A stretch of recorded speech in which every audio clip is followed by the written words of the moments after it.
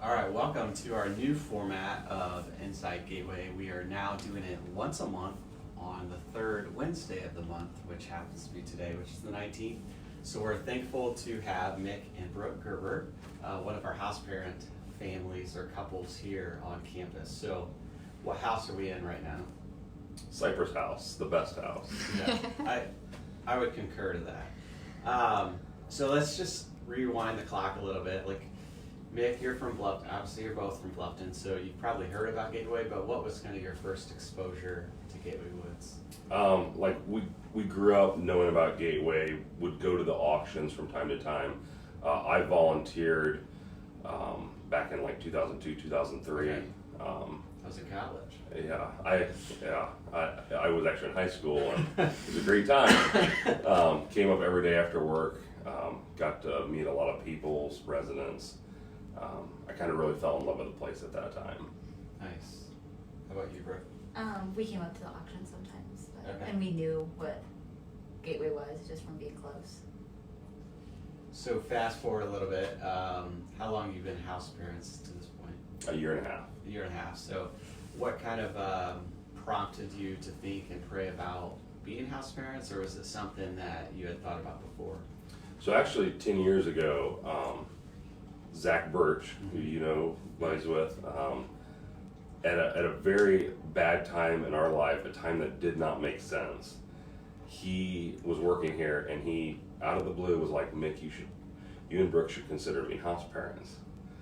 And I was like, Zach, you're crazy. And then he just got real serious, like, well, someday when things like when life calms down, like God's gonna call you to this. You and Brooke both have the personalities and the structure that you would be great house parents. So I just kind of, okay, Zach. And of course he has since passed on to eternity. Yeah. But we started to get involved with the ministry in Bluffton Foundations that kind of focused on serving the local downtown poverty class, and it kind of opened our eyes to a lot of things. I think at one point in our life, like especially mine, I kind of had that thought where like people that do bad things and have bad lives, they deserve what they get. Sure. But in Ezekiel, God takes no pleasure in the death of the wicked, and through the work of Foundations, our heart got softened toward that.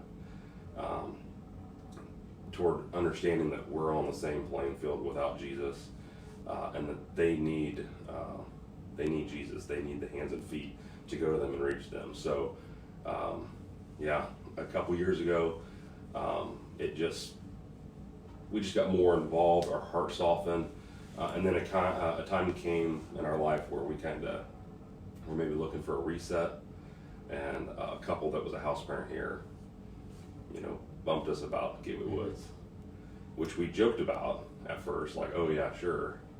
And within a week, it was like, well, maybe we need to apply. And here we are now. So. Very good. What was the process for you, Brooke?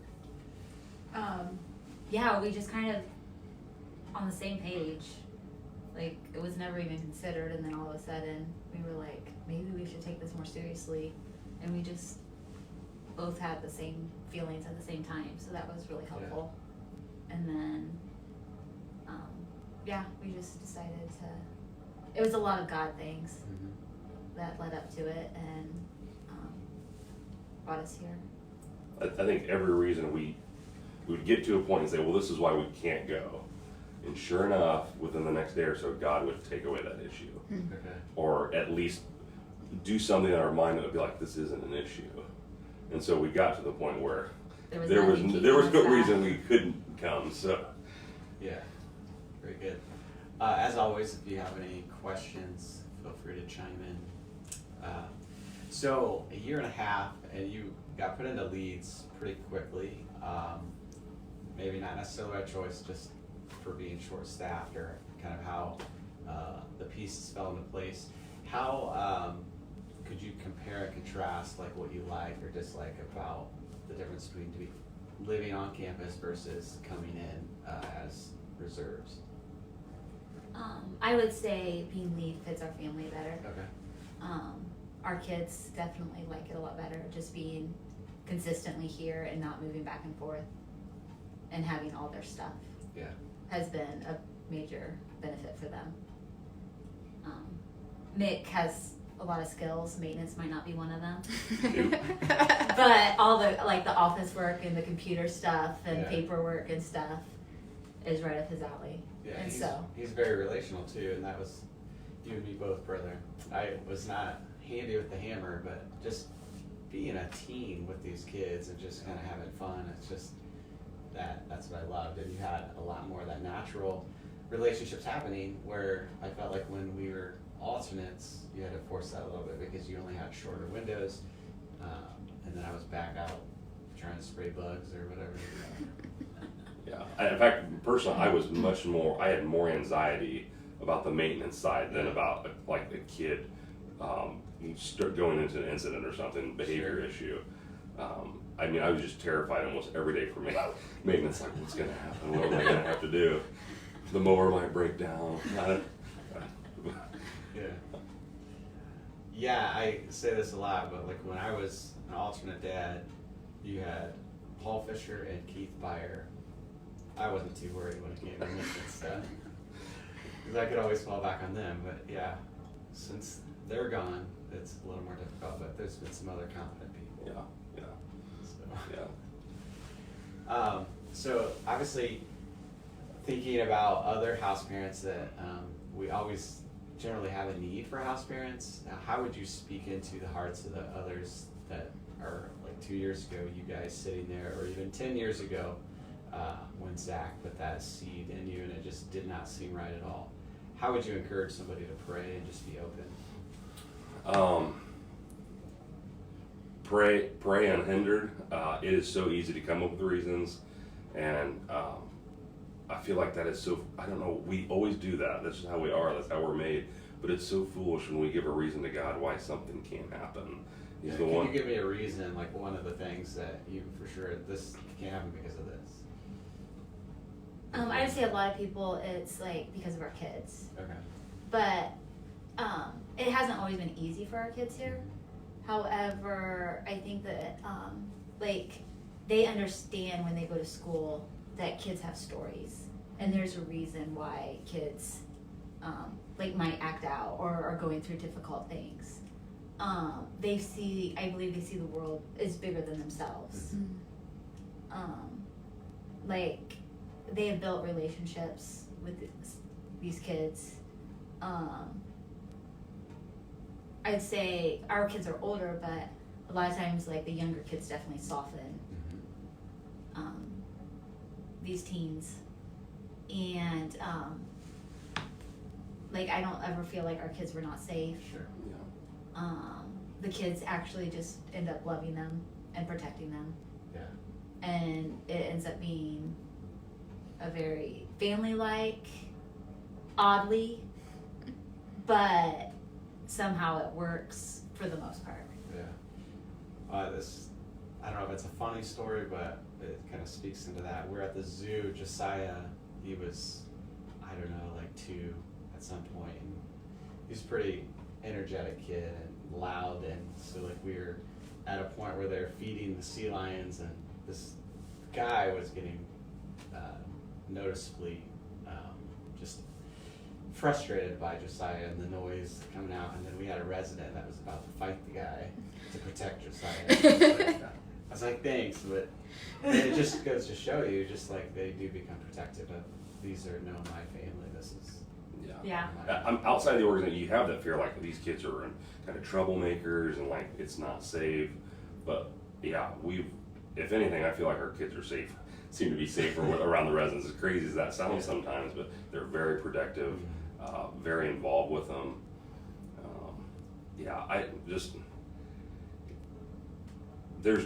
There's really not much of a good reason not to come and be a house parent. If I had to do it all over again, I probably would have wanted to come before Zach mentioned it. I almost feel like it's been really good for our marriage, for our family life. I wish every young couple age 22 to 25, something could come and put in at least a year here. Yeah.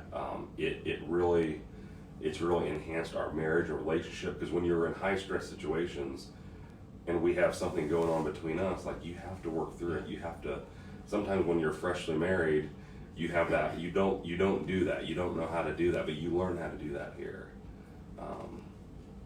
There was always a concern like, oh, this is gonna interrupt my career path, my trajectory. But I feel like it maybe put a little bump in the road there, but it doesn't really change where God wants you to go. Yeah, I've heard both sides of that, but it's just like, for me, any prospective employer that sees you putting aside kind of your ambitions to really kind of just serve and give back seems like a very value add, just from a character. But again, that's kind of where I'm seeing it. Go ahead.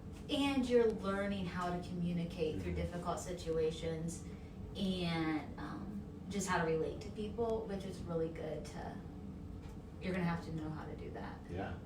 And like so any organization that you're part of. so it just adds another level. Yeah. And you mentioned working together as a team, because I was so thankful for technology. Just, I can't imagine being a house parent without a cell phone, just because that communication. Because our biggest breakdown at times was the assumption. It's like assuming, okay, Beth's taking care of this, and so I don't have to worry about it. But yet, no, I was supposed to take care of that. And so, but just a simple text kind of overlay, hey, are you taking care of this? Yeah, okay, great. Or like in the middle of a crisis, you're texting somebody, hey, what do you think?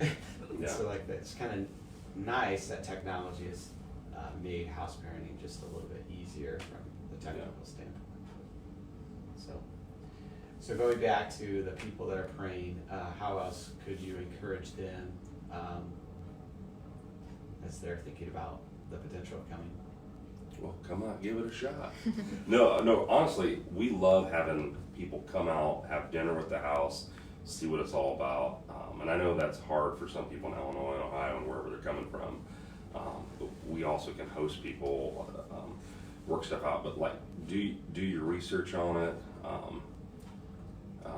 and plug yourself in locally to your community, because what we experience here with some of these teens and their stories, typically we have friends and neighbors that have a similar story.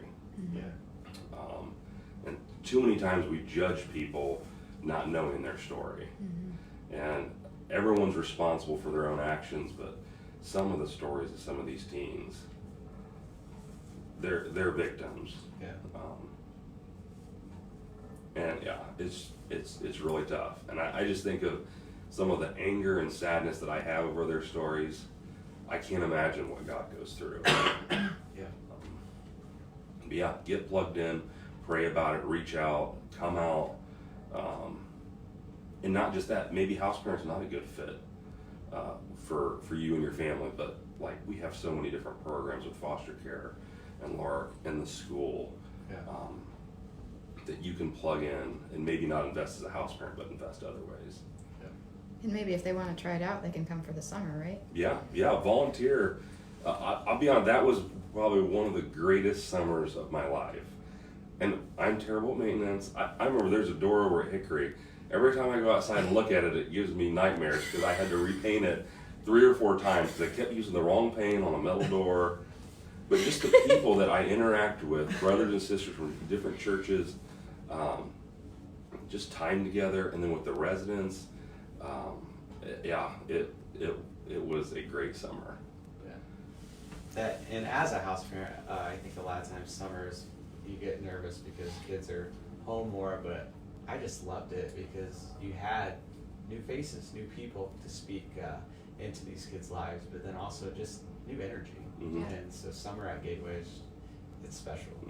So I love, like, I honestly don't know what Puxatawny Phil saw, but we're not at spring yet. The first sign of spring on campus is just really special. You look out, like I remember being at Hickory, looking out the window, you just see people walking, you see these bikes, you see these kids, and you hear the birds chirp. It's just, that's really cool too. Yeah. We did have a question come in. Sarah Fichter is watching, and she says that Abby wants to know, or she wants to ask where Josie is. She is in first grade at Leo at school. Oh, well, there you go, Abby. Nice. Yeah, so what has something that God has taught you kind of just over this year and a half?